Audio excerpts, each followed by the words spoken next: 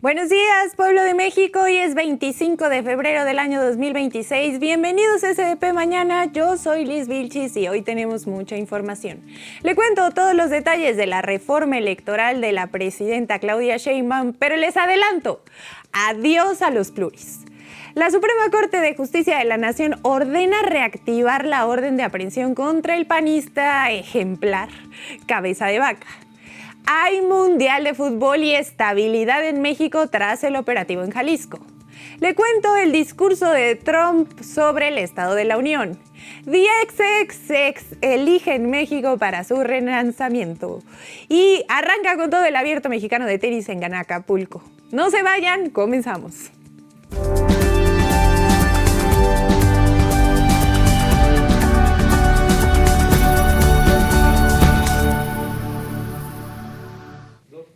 Y arrancamos este miércoles con buenas nuevas sobre la reforma electoral, porque la presidenta Claudia Sheinbaum presentó su esperadísima propuesta para modificar aspectos estructurales del sistema electoral en México. Esto a fin de fortalecer la democracia y hacerla más austera y cercana a todo el pueblo.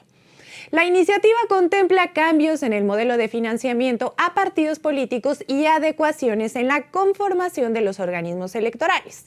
También replantea el esquema de la representación proporcional para que las listas de plurinominales ya no sean decididas por las cúpulas de los partidos. Se acabó el dedazo o que el primo de un amigo merece ahí estar sentadote. Además, también se fortalece la democracia participativa con mayor poder a mecanismos de participación directa de la ciudadanía. Ya antes, la presidenta Sheinbaum había dejado en claro que enviaría esta propuesta con o sin sus aliados, refiriéndose al apoyo de los partidos Verde Ecologista y del Trabajo, al reconocer que se trata de un compromiso ineludible con el pueblo de México, el cual ya está harto de los políticos chapulines o de los diputados plurinominales que no salen a las calles para ganarse el voto. La mandataria aclaró que la transformación democrática no puede postergarse por cálculos partidistas, aunque esto implique algún tipo de costo político. Le pese a quien le pese, la propuesta de reforma electoral ya está aquí y le tocará al Congreso de la Unión analizar, debatir y votar la iniciativa. Pese a que hay tensiones dentro de la propia Alianza Transformadora, pues hasta el lunes pasado el proyecto no consideraba las modificaciones sugeridas por los partidos aliados, el Verde Ecologista y del Trabajo. Quienes sabemos que más que estar preocupados por la vigencia de nuestra democracia, andaban con el Jesús en la boca con eso de los cambios a los pluris y la novedad de que tendrán que salir de su casa a caminar a las calles y ganarse el voto. Y no nomás apuntarse en una lista con su santa manita. Pero ahora sí, vamos a los detalles de la propuesta. En su informe, el coordinador de la propuesta de la reforma, Pablo Gómez, informó que se realizaron un total de 63 audiencias públicas sobre el tema, con la mayoría en territorio nacional y 7 en Estados Unidos. En total se recibieron 1,300 propuestas y participaron expertos, académicos, funcionarios y ciudadanos. Ya en la sustancia de la iniciativa, Rosa Isela Rodríguez, titular de la Secretaría de Gobernación, dio a conocer que la reforma contempla 4 ejes de desarrollo con 10 temas de propuestas generales. Miren, vámonos rapidito con los temas más importantes. 1. La integración del Congreso de la Unión. Aquí viene lo bueno, solecitos. Se mantiene la integración de 500 diputados, pero todos, ojo, todos serán elegidos por votación directa. 300 diputados se mantienen electos por distritos electorales vía mayoría relativa. Los 200 restantes se asignan con la actual fórmula de representación proporcional, pero 97 candidatos que no resultaron ganadores, pero obtuvieron los mejores resultados de su partido, acceden a una curul. Otros 95 serán elegidos de una lista elaborada por los partidos, pero ya no aplica eso de que el primero en la lista de los pluris avanza en automático. Eso ya se acabó. Ni modérrimo. Ahora los ciudadanos deberán elegir un hombre y una mujer de las listas por circunscripción y quienes resulten los más votados, pues adelante. En cuanto al Senado, se reduce el número de senadores de 128 a 96 y ahí sí de plano adiós a los plurinominales. Solo quedan los 64 senadores ganadores por distrito y 32 de primera minoría. Número 2. Reducción del gasto. Se reduce en un 25% el costo de las elecciones con impacto en el INE, financiamiento a partidos, órganos electorales locales y tribunales electorales. A los consejeros del INE les van a bajar el sueldo y los bonos. Ni modo. Número 3. Mayor fiscalización. El INE revisará más las cuentas de partidos y candidatos y se prohíben aportaciones en dinero en efectivo. Número 4. Los votos en el extranjero. Aquí, atención a nuestros hermanos migrantes. Se va a facilitar un mecanismo para que nuestros migrantes elijan a sus diputados migrantes y que se integren a la Cámara de Diputados. 5. Se reducen tiempos de radio y televisión de 48 a 35 minutos diarios. Esto va a obligar a los candidatos a que salgan a la calle a tocar puerta por puerta. Se acabó el aire. 6. Inteligencia artificial. Se va a regular el uso de inteligencia artificial y muy mala noticia para los prianistas. Se prohíben los bots. 7. Los cómputos distritales iniciarán al término de la jornada. 8. Se amplía la democracia participativa con el uso de tecnologías como voto electrónico. 9. No nepotismo. Se reitera lo aprobado en la Constitución para prohibir la elección de familiares en cargos inmediatos. Y 10. Finalmente se prohíbe la reelección a partir de la elección de 2030. En su mensaje, la presidenta Claudia Sheinbaum se mantuvo firme. La reforma va porque es lo que pide el pueblo. Y si los partidos aliados no la apoyan y no apoyan esta iniciativa, quedará en su conciencia. Aclaró que está segura que partidos como el PRI y el PAN no van a apoyar la propuesta por el fuerte golpe a sus caciques al eliminar las listas de los pluris y los pases automáticos para personajes que se la pasan sentados en sus oficinas sin hacer campaña con la gente. Además, Sheinbaum recordó que siempre ha estado en contra de las listas plurinominales, pues en las elecciones de 2009 y 2012 se le ofrecieron posiciones en estas listas para diputada y senadora, pero rechazó ambas posiciones por no participar de manera directa ante el electorado. Precisó que la primera elección a la que se presentó fue en 2015, donde ganó la alcaldía de Tlalpan para Morena. Escuchemos las palabras de la presidenta. Número 1, se eliminan las listas de los partidos para representación proporcional plurinominal, así como están ahora. Eso es algo que en todas las encuestas, en todas las consultas, la gente dijo, no queremos que sean las cúpulas de los partidos políticos quienes se mantengan como diputados, como senadores, sin pasar por el voto popular. Entonces, ¿qué pasa con la representación proporcional? Primero, ¿qué no tiene la reforma? No queremos un partido de Estado, no queremos un partido único. Queremos que se reconozca la diversidad política de nuestro país, de acuerdo con la votación que tienen en la elección. Solo que hay una cosa particular. Todos tienen que ir a territorio a conseguir el voto. Todos y todas. En cuanto a los apoyos del Partido Verde y del Trabajo a la iniciativa de la presidenta, Claudia Sheinbaum dijo que ella ya cumplió.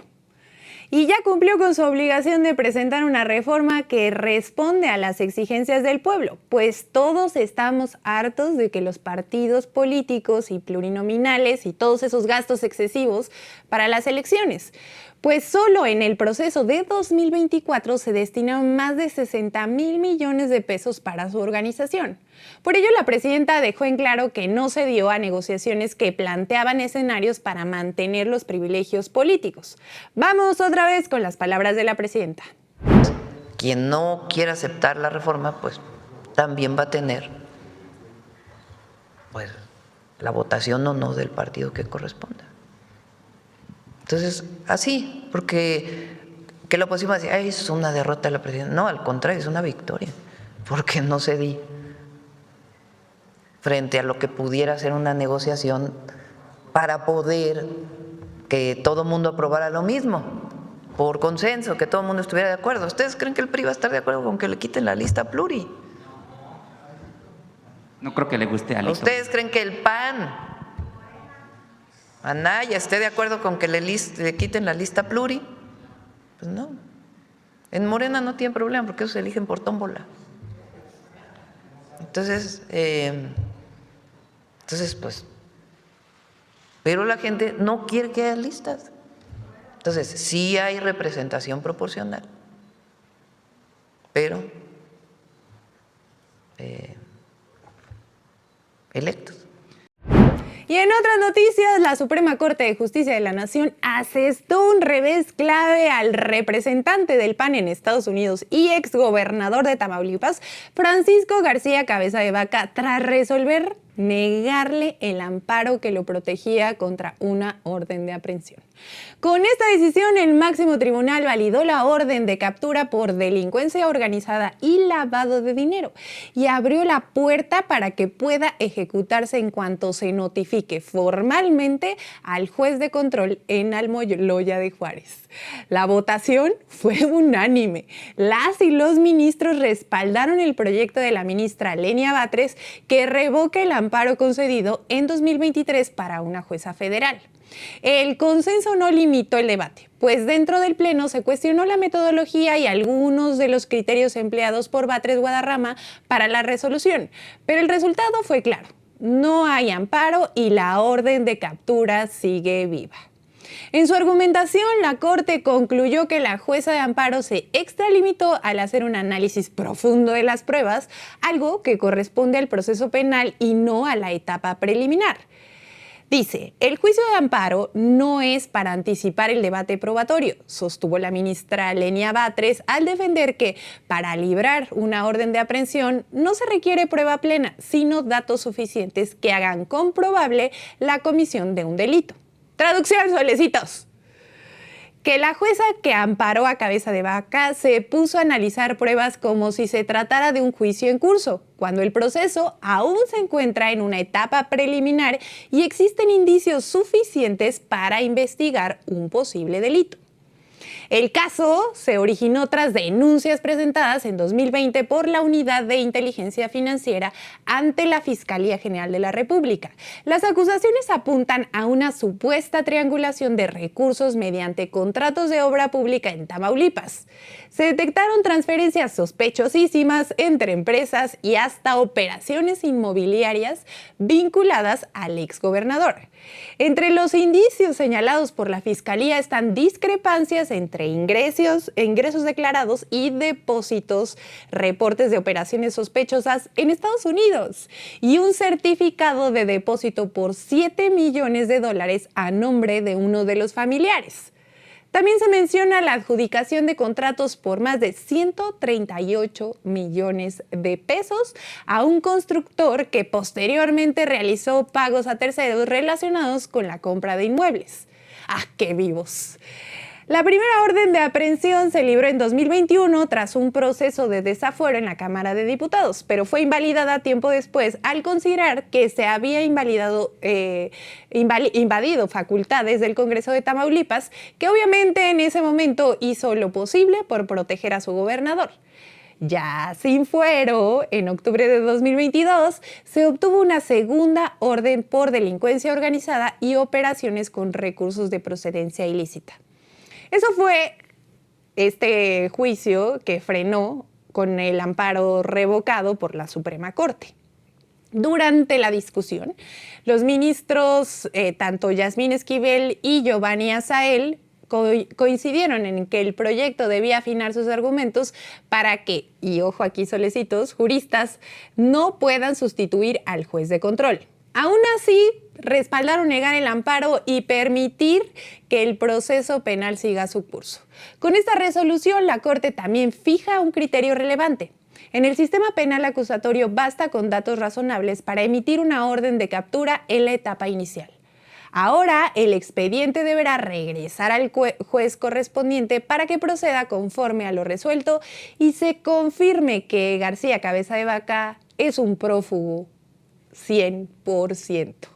Y que la justicia mexicana ya lo está pidiendo de regreso y que Estados Unidos no puede negarse. Miren, esto es gracias a la ciudadanía.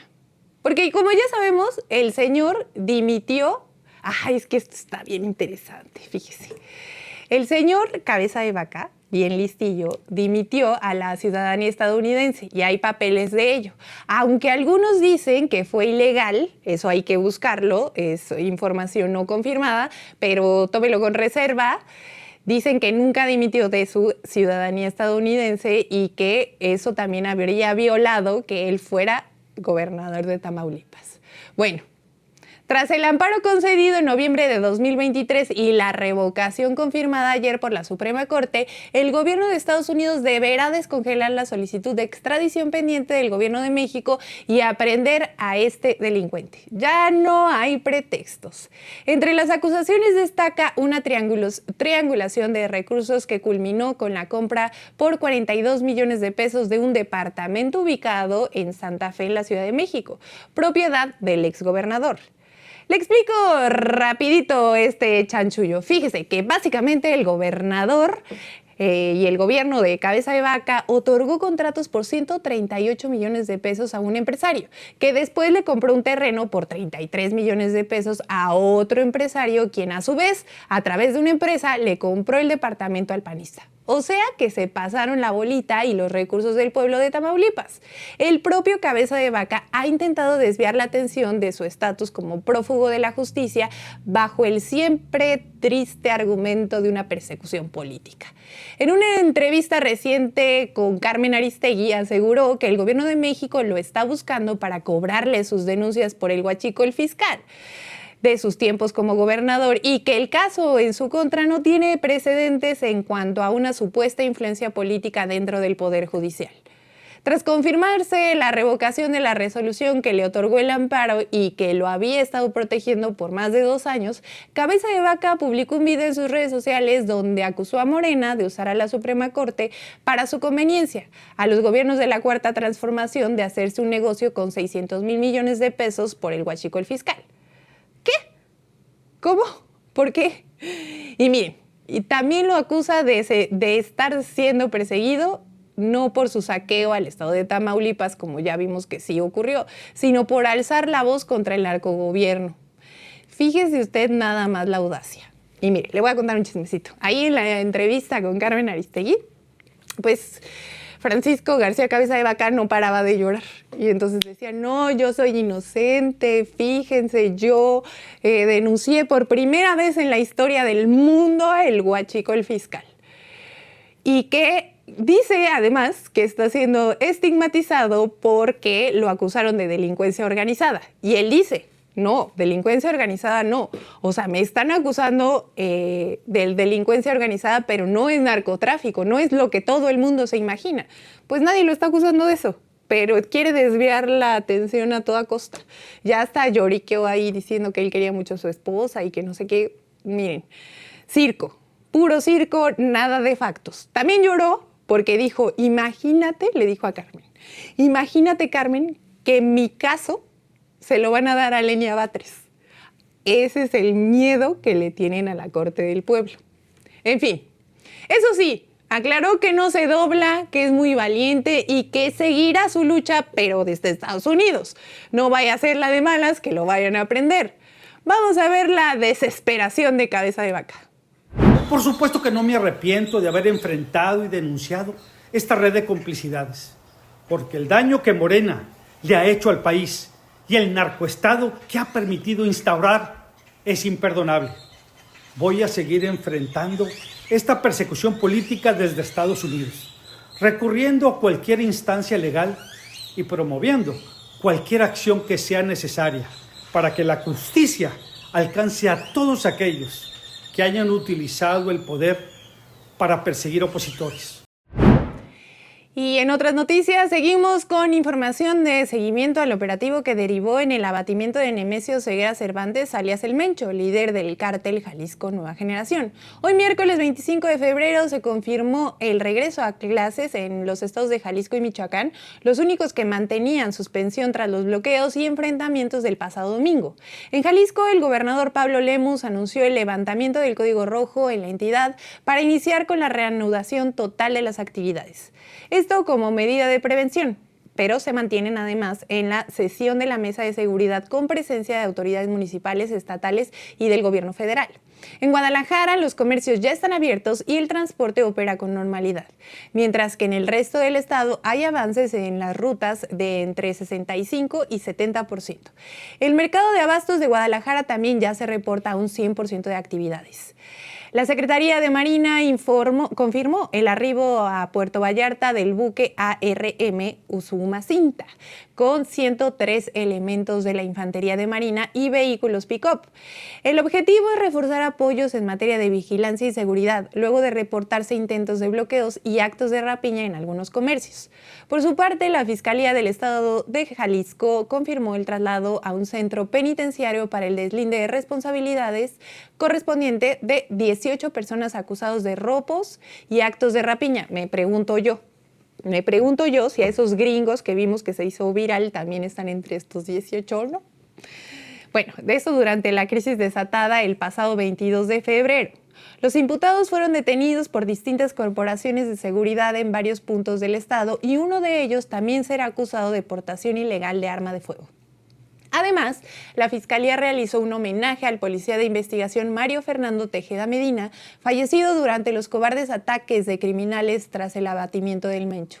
El Gabinete de Seguridad aseguró que en Michoacán ya fueron retirados todos los vehículos dañados y usados para los bloqueos de criminales y que en Jalisco se encuentran en coordinación con autoridades locales para completar ese proceso durante las próximas horas.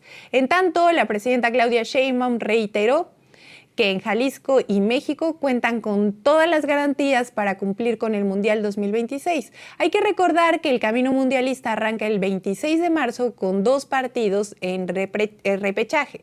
El de Nueva Caledonia contra Jamaica en el Estadio Akron y el Estadio Akron de Jalisco, y el Bolivia-Surinam en el Estadio BBVA de los Rayados de Monterrey. Los equipos que avancen se enfrentarán a República Democrática del Congo e Irak, respectivamente, y en las mismas sedes. Además, el Estadio Akron será sede de otros 4 juegos, entre ellos el de México contra Corea del Sur y el partidazo entre España contra Uruguay. El propio Pablo Lemus informó que no hay reportes de ajustes a la logística y que incluso el trofeo de la Copa del Mundo se presentará el próximo sábado en el Estadio Akron junto con oficiales de la FIFA. Por su parte, se sabe que la Federación de Fútbol de Bolivia solicitará seguridad extra para su partido, aunque a ellos les toca la sede de Monterrey. Pero de que hay mundial, solicitos, hay mundial. El líder de la organización conocida como FIFA, el señor Gianni Infantino, que nos cae muy mal, pero también hizo un llamado a la calma a todos esos especuladores y aclaró que tiene total confianza en el gobierno de México y el liderazgo de la presidenta Claudia Sheinbaum, por lo que se dijo muy tranquilo y convencido de que México conducirá de manera espectacular la fiesta deportiva más importante del planeta. Desde un evento oficial en Colombia, Infantino dijo que está seguro que todo pasará de la mejor manera y que México es un gran país que cuenta con todos los elementos para organizar el torneo. Pues también está muy emocionado por la reinauguración del Estadio Azteca o Estadio Banorte, como ustedes quieran decirle. Escuchemos al presidente de la FIFA cómo le dedicó unas palabras a México y a la presidenta Claudia Sheinbaum. Como en cada país del mundo pasan cosas, no vivimos en la luna o en otro planeta, pasan cosas. Por esto tenemos estados, por esto tenemos policías, autoridades que van a asegurar el orden y la seguridad. Entonces, de mi parte, de parte de la FIFA, confianza absoluta en la presidenta Sheinbaum. En México estamos en contacto regular con la presidencia y las autoridades y seguimos de toda manera la situación. Y vamos con más datos, pues la consultora de las eras de Motecnia publicó una encuesta muy interesante, muy reveladora sobre la opinión de los ciudadanos respecto al operativo contra el Mencho. Conclusión: hay apoyo total a la presidenta Sheinbaum y a las Fuerzas Armadas. Pero aquí van algunos factos. Se van a enojar los de la oposición. 8 de cada 10 mexicanos se enteraron del operativo del fin de semana en Jalisco. La mayoría le dan calificaciones entre 8 y 10 a la forma en que se llevó a cabo la misión. Para el 56% de los mexicanos, la opinión que tenían de la presidenta Claudia Sheinbaum mejoró después del operativo. Se trata de un respaldo contundente al Estado mexicano y una muestra muy importante de que el país completo se enteró del valor y la entrega de nuestros militares, así como de la determinación del gobierno por llevar a la justicia a estos criminales. El debate sobre el Mencho llegó hasta el Congreso de la Unión, donde no faltaron los prianistas traidores como Lili Téllez, quien pidió el regreso de la fallida guerra contra el narco como estrategia de seguridad. Por su parte, el también senador del PAN, Ricardo Anaya, dijo que la neutralización del líder criminal no garantiza que la organización sea desmantelada y podría registrarse un repunte de actividades criminales. Es un genio, Ricardo Anaya, ¿eh? No podría saberse. Desde la Cámara de Diputados, el morenista Leonel Godoy destacó el abatimiento del capo, la entereza de la presidenta Claudia Sheinbaum y el compromiso de las Fuerzas Armadas. Vamos con estas imágenes.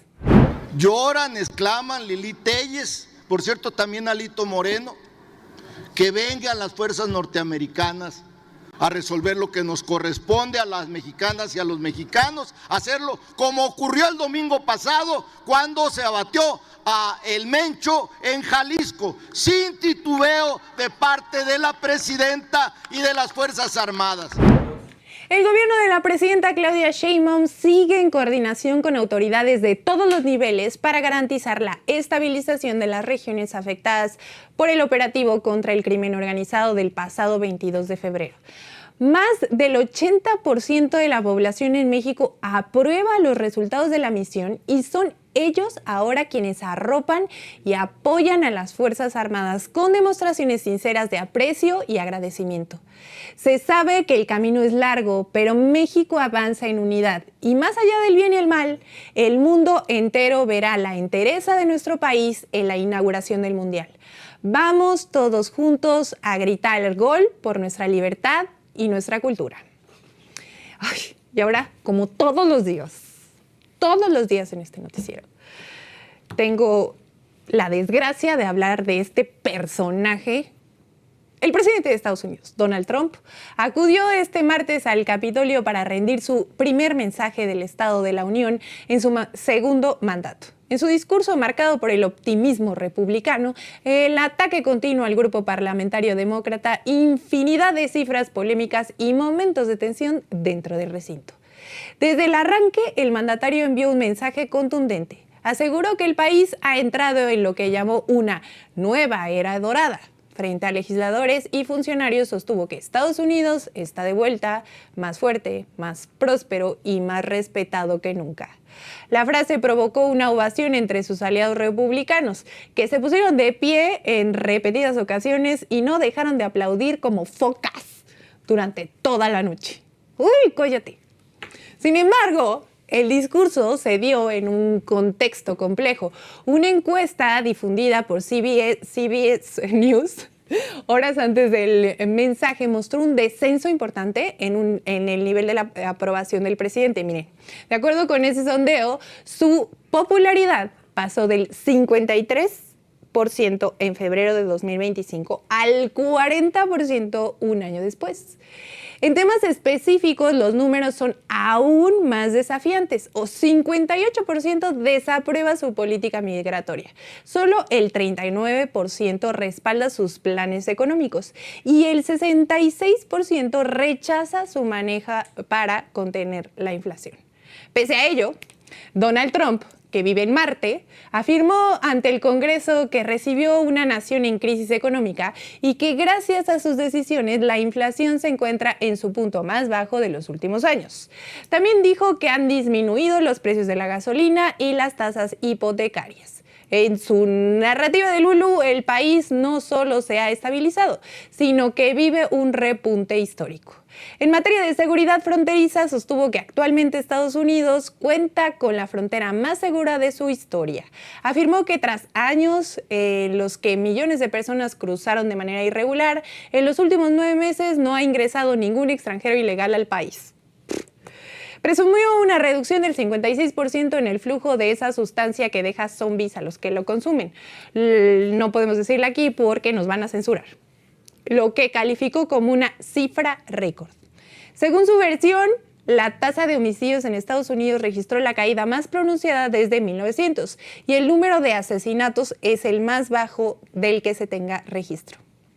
Para Donald Trump, estos indicadores son prueba de que su estrategia de seguridad está dando resultados. En el frente energético anunció que Estados Unidos recibió más de 80 millones de barriles de crudo provenientes de Venezuela, a la que describió como un nuevo socio. También afirmó que la producción petrolera nacional aumentó en más de 600,000 barriles diarios y reiteró su lema a favor de la explotación energética. El mandatario también hizo referencia a la situación en Caracas. Aseguró que el ejército estadounidense derrocó y sacó del poder al presidente venezolano Nicolás Maduro y que el actual gobierno de Delcy Rodríguez acordó venderle entre 30 y 50 millones de barriles de crudo. Uno de los puntos que más llamó la atención fue su propuesta sobre aranceles. Trump insistió en que los ingresos derivados de gravámenes a productos extranjeros podrían en el futuro sustituir el sistema de impuestos federales sobre la renta. En su visión, los países que exportan a Estados Unidos pagarían lo suficiente como para aliviar la carga fiscal de los ciudadanos estadounidenses. No obstante, los números plantean un reto mayúsculo. El gobierno federal recauda cerca de $3 billones al año por concepto de impuestos sobre la renta. Estados Unidos importa una cifra similar en bienes anualmente. Para reemplazar esos ingresos, los aranceles tendrían que rondar al menos el 100% sobre todos los productos importados. Actualmente la tasa efectiva promedio se sitúa alrededor del 10% según estimaciones de la Tax Foundation. Elevarla 10 veces podría afectar la demanda y encarecer significativamente los productos. Además, la Corte Suprema de Estados Unidos ya declaró ilegales la mayoría de los aranceles impulsados previamente por Trump, lo que complica aún más la viabilidad de su propuesta. Y cualquier eliminación del impuesto federal requeriría la aprobación del Congreso. El discurso también tuvo momentos de tensión. El representante demócrata Al Green de Texas fue escoltado fuera del recinto tras levantar un cartel con un mensaje contra el racismo.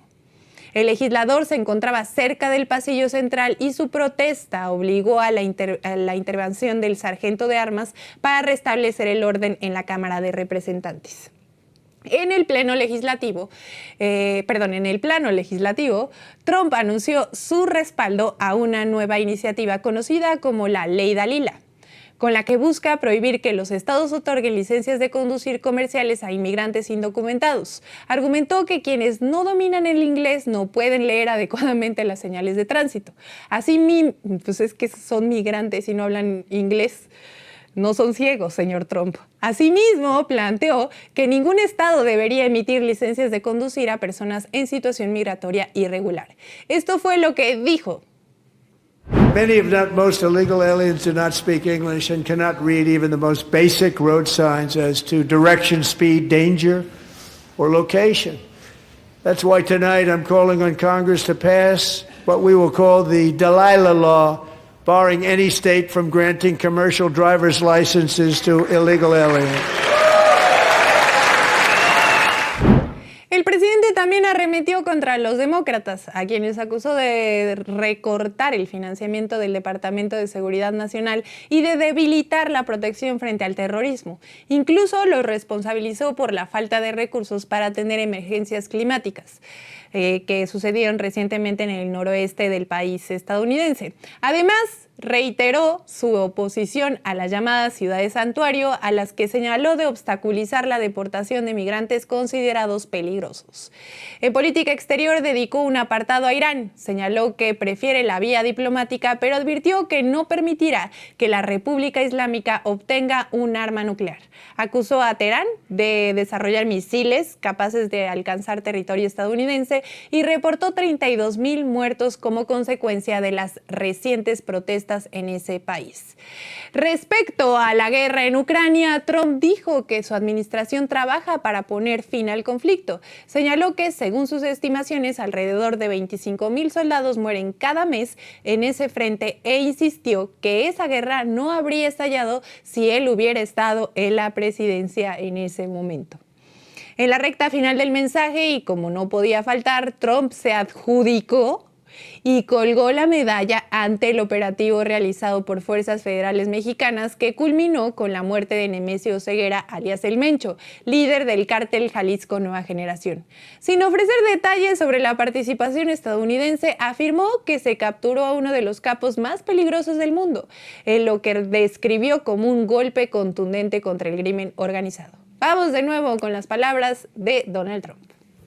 Territory in our region, including large parts of Mexico, really large parts of Mexico, have been controlled by murderous drug cartels. That's why I designated these cartels as foreign terrorist organizations, and I declared illicit fentanyl as a weapon of mass destruction.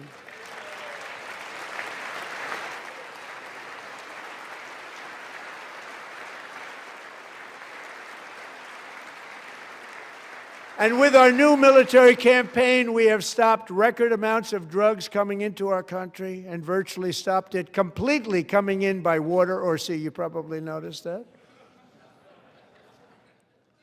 We very seriously damaged their fishing industry also. Nobody wants to go fishing anymore. We've also taken down one of the most sinister cartel kingpins of all. You saw that yesterday. Así concluyó un discurso de casi 2 horas en el que el presidente delineó su visión de país en recuperación y poder creciente mientras enfrenta cuestionamientos internos, alguien se cayó, y un panorama político dividido. La narrativa oficial habla de una nación fortalecida, las encuestas, en cambio, reflejan un electorado más escéptico. Y además, colgándose medallas que no le corresponden. Anoche todavía fue ovacionado y hasta recibió rechiflas de apoyo, pero en un año la situación podría ser totalmente diferente si se consuma su derrota en las elecciones intermedias de noviembre. Y de última hora, en su conferencia mañanera, la presidenta Claudia Sheinbaum reaccionó a la medallita que se colgó Trump sobre el Mencho. Reiteró que ya se conocen las formas de su homólogo estadounidense, pero que la colaboración de los vecinos se limitó de manera exclusiva al intercambio de información de inteligencia. Todo lo operativo y logístico fue realizado por Fuerzas Armadas. Pues no, las nuestras, las mexicanas. Además, reveló que el propio Trump le marcó tras el operativo para conocer qué había pasado y cómo estaba la situación en México. Vamos con el video de la presidenta. Me llamó ¿qué día fue? Ayer antier, ¿no? Una llamada de 8 minutos para preguntarme qué pasa en México, cómo están las cosas. ¿Están bien? Pues le platiqué cómo había sido el operativo. Que habíamos tenido ayuda en inteligencia por parte del gobierno de los Estados Unidos, que iba muy bien la coordinación. Ya, bueno, pues muchas gracias, nos vemos, que estés bien. Y reunión todavía fue así la llamada corta y para ver cómo estaban las cosas en México. ¿Y reunión todavía no en puerta? No, todavía no tenemos reunión. Hola, de nuevo. Alguien se cayó allá atrás. Fue Sol, tiene un chichón en la cabeza, entonces por eso no va a entrar hoy. Bueno, voy a hablar de un tema que a mí me gusta mucho. Miren, el indie pop no ha muerto. Solo ahora tiene un trabajo de oficina y miren, mucho dolor de rodilla. Si a mí me lo preguntas, sí me duele la rodilla.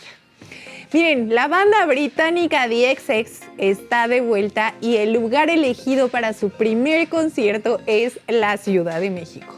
La noticia estalló en redes sociales y todo comenzó con una publicación críptica que dejó en el misterio total.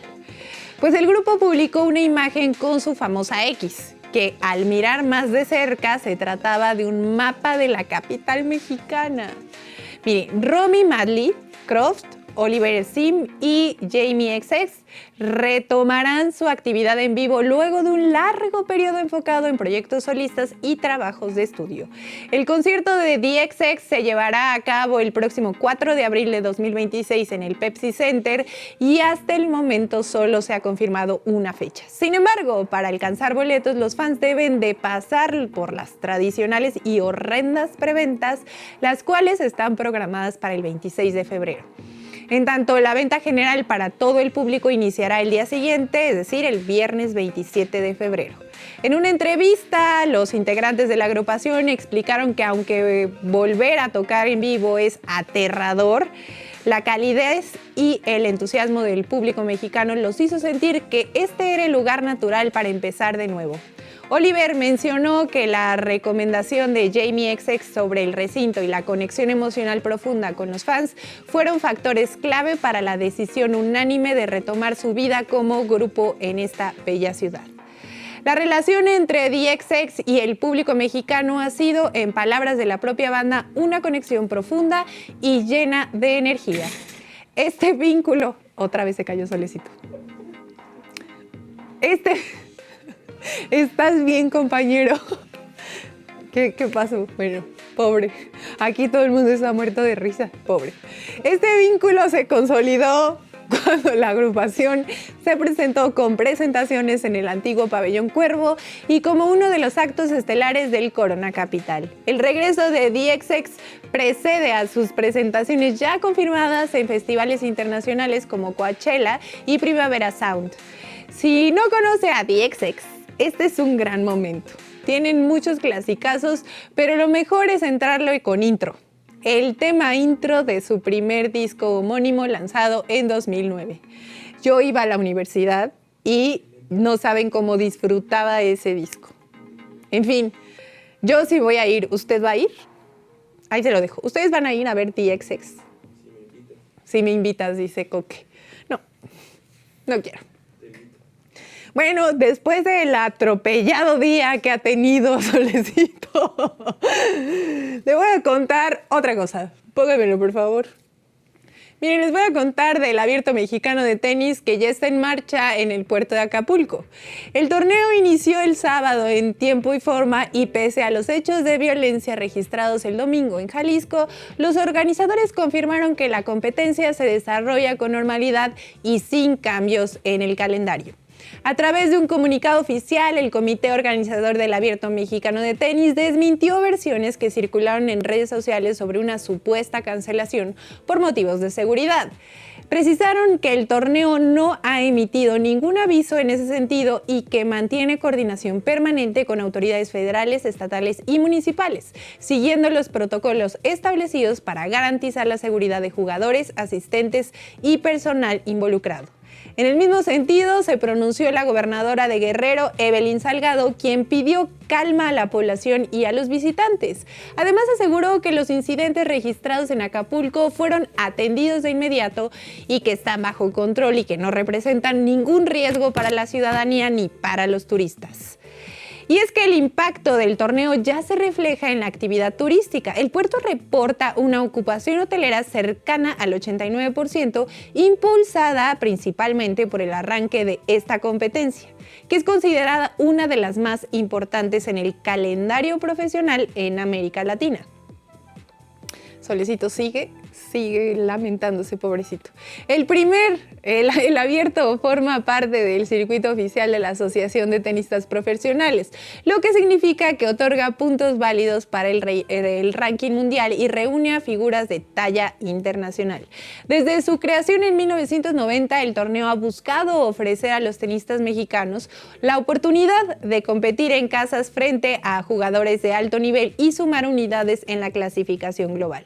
La edición 2026 se disputa del 21 al 28 de febrero en la Arena GNP Seguros, que es sede de este campeonato desde 2022. En años anteriores, el certamen se celebró en el complejo del Princess Mundo Imperial, pero ahora la Arena GNP se ha consolidado como el escenario principal de este espectáculo deportivo.